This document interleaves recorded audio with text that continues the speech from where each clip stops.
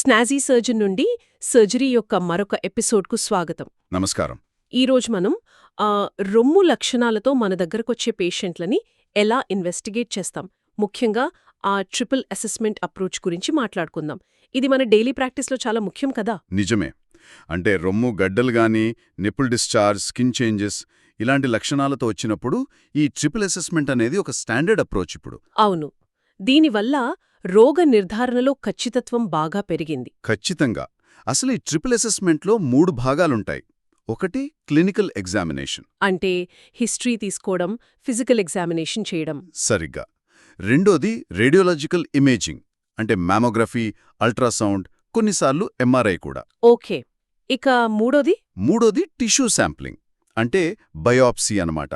కణజాల నమూనా తీసి పరీక్షించడం. ఈ మూడింటిని కలిపి చూసినప్పుడు, అంటే క్లినికల్ ఫైండింగ్స్, ఇమేజింగ్, బయాప్సీ, 3 ఒకే రకమైన అభిప్రాయాన్ని సూచిస్తే అవును. అప్పుడు దాని డయాగ్నోస్టిక్ అక్యురసీ లేదా పాజిటివ్ ప్రిడిక్టివ్ వాల్యూ అంటాం కదా, అది దాదాపు 100% ఉంటుంది. అది మనకు చాలా కాన్ఫిడెన్స్ ఇస్తుంది. సరే, ఇక ఇమేజింగ్లోకి వెళ్తే అల్ట్రాసోనోగ్రఫీ పాత్ర ఏంటి? అల్ట్రాసౌండ్ ముఖ్యంగా యంగ్ పేషెంట్స్లో, అంటే 40 ఏళ్ల లోపు వారిలో, ఇంకా డెన్స్ బ్రెస్ట్స్ ఉన్న వాళ్లలో ప్రైమరీ ఇమేజింగ్ మోడాలిటీ. ఎందుకంటే మ్యామోగ్రఫీలో డెన్స్ బ్రెస్ట్స్లో లీజన్స్ మిస్ అయ్యే ఛాన్స్ ఉంటుంది కదా. కరెక్ట్. అల్ట్రాసౌండ్ సిస్టిక్ లీజన్స్ని, సాలిడ్ లీజన్స్ని వేరు చేయడానికి చాలా బాగా ఉపయోగపడుతుంది. అంటే సింపుల్ సిస్ట్సా, లేక ఫైబ్రోఅడెనోమా లాంటి సాలిడ్ మాసా, లేదా ఇంకా అనుమానాస్పదమైన సాలిడ్ మాసా అని చెప్పడానికి. అలాగే క్యాన్సర్ కన్ఫర్మ్ అయినప్పుడు యాక్సిలరీ నోడ్స్ చూడటానికి కూడా కదా. అవును. యాక్సిలరీ అల్ట్రాసోనోగ్రఫీ చేస్తాం. అనుమానాస్పద నోట్స్ ఉంటే అక్కడ్నుండే అల్ట్రాసౌండ్ గైడెన్స్లో బయాప్సీ కూడా చేయొచ్చు. ఓకే. మ్యామోగ్రఫీని అల్ట్రాసౌండ్తో కలిపి వాడతాం, ముఖ్యంగా 40 ఏళ్లు పైబడిన వారిలో. స్క్రీనింగ్ కోసం కూడా ఇదే ప్రధానమైనది. 2 ప్లేన్స్లో తీస్తాం కదా. అవును, 2 ప్లేన్స్లో.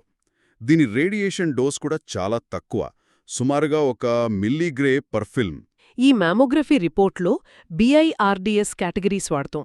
వాటి గురించి కొంచెం చెప్తారా? BIRDS, breast imaging reporting and database system. ఇది చాలా ఇంపార్టెంట్. కేటగిరీ 0 అంటే ఇన్కంప్లీట్, ఇంకా వేరే ఇమేజింగ్ అవసరం పడొచ్చు.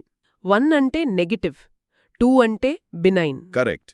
ఈ రెండిట్లో మాలిగ్నెన్సీ రిస్క్ దాదాపు 0%.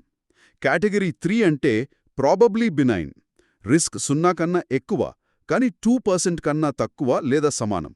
వీళ్లకి 6 నెలల ఫాలోఅప్ సరిపోతుంది. కేటగిరీ 4 అంటే సస్పీషియస్, అనుమానాస్పదం. అవును, దీనికి బయాప్సీ అవసరం. దీన్ని మళ్ళీ రిస్క్ని బట్టి 4A, 4B, 4Cగా విభజిస్తారు. అంటే రిస్క్ 2% నుంచి C/10%, 10% నుంచి C/50%, 50% నుంచి 95% వరకు అన్నమాట. కేటగిరీ 5 అంటే 5 అంటే highly suspicious of malignancy, risk 95% లేదా అంతకన్నా ఎక్కువ. వీరికి ఖచ్చితంగా బయాప్సీ లేదా సర్జరీ అవసరం. ఇక 6 అంటే ఆల్రెడీ బయాప్సీలో ప్రూవ్ అయిన క్యాన్సర్. సరిగ్గా. సో BIRDS 4 లేదా 5 వస్తే నెక్స్ట్ స్టెప్ బయాప్సీ. ఓకే. మరి మ్యాగ్నెటిక్ రెజొనెన్స్ ఇమేజింగ్ అంటే MRI ఎప్పుడు వాడతాం? ఇది రొటీన్ కాదు కదా. కాదు, రొటీన్గా వాడం. కానీ కొన్ని స్పెసిఫిక్ సిచ్యువేషన్స్లో, చాలా డెన్స్ బ్రెస్ట్స్ ఉన్నప్పుడు, మ్యామోగ్రఫీ అల్ట్రాసౌండ్లో క్లారిటీ లేనప్పుడు, లేదా సర్జరీ అయ్యాక స్కార్ టిష్యూ నుంచి రికరెన్స్ని వేరు చేయడానికా? అవును.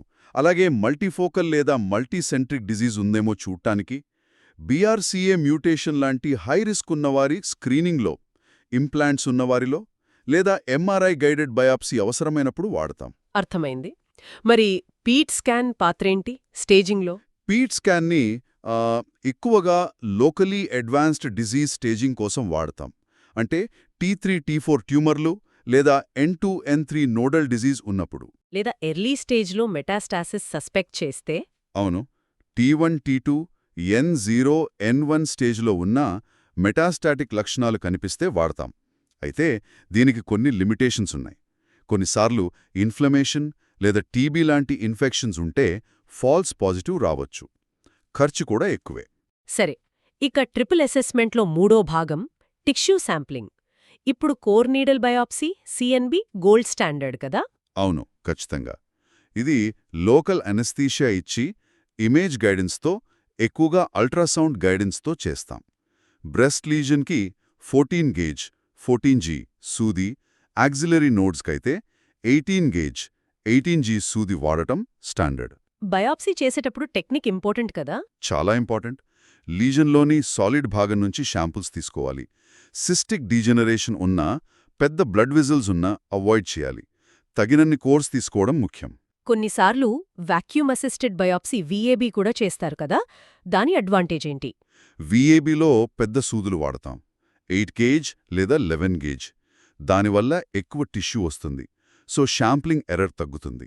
ముఖ్యంగా మామోగ్రఫీలో మాత్రమే కనిపించే మైక్రో క్యాల్సిఫికేషన్స్ని బయాప్సీ చేయడానికి ఇది చాలా ఉపయోగకరం. చిన్న బినైన్ లీజన్స్ని తీసేయడానికి కూడా వాడచ్చా? అవును, కొన్నిసార్లు ఫైబ్రో ఎడినోమా లాంటి చిన్న బినైన్ గడ్డల్ని పూర్తిగా తీసేయడానికి కూడా వాడతారు. థెరప్యూటిక్గా కూడా ఉపయోగపడుతుందన్నమాట. అంటే మొత్తంగా చూస్తే ఈ ట్రిపుల్ అసెస్మెంట్ విధానం, దాంట్లో సరైన ఇమేజింగ్ మొడాలిటీని ఎంచుకోవడం, అవసరమైతే ఖచ్చితమైన టిష్యూ శాంప్లింగ్ టెక్నిక్ వాడటం, వీటి ద్వారా రొమ్ము వ్యాధుల నిర్ధారణలో చాలా ముందడుగు వేశాం. నిజమే. ప్రతి టెక్నిక్కి దాని స్థానం, దాని ప్రాముఖ్యత ఉన్నాయి. వీటన్నిటినీ సరిగ్గా ఉపయోగించుకుంటేనే పేషెంట్కి బెస్ట్ అవుట్కమ్ ఇవ్వగలం. అయితే టెక్నాలజీ ఎంత ఉన్నా మన క్లినికల్ అక్యూమెన్, మన అనుభవం కూడా అంతే ముఖ్యం. ఖచ్చితంగా. మా పాడ్కాస్ట్ విన్నందుకు ధన్యవాదాలు. ధన్యవాదాలు. తదుపరి ఎపిసోడ్లో కలుద్దాం.